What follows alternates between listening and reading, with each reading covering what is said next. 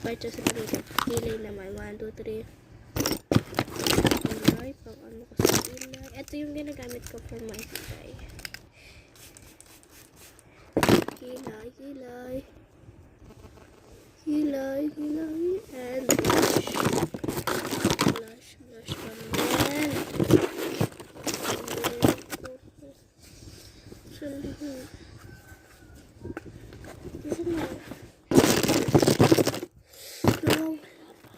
Sana yung pang-blue.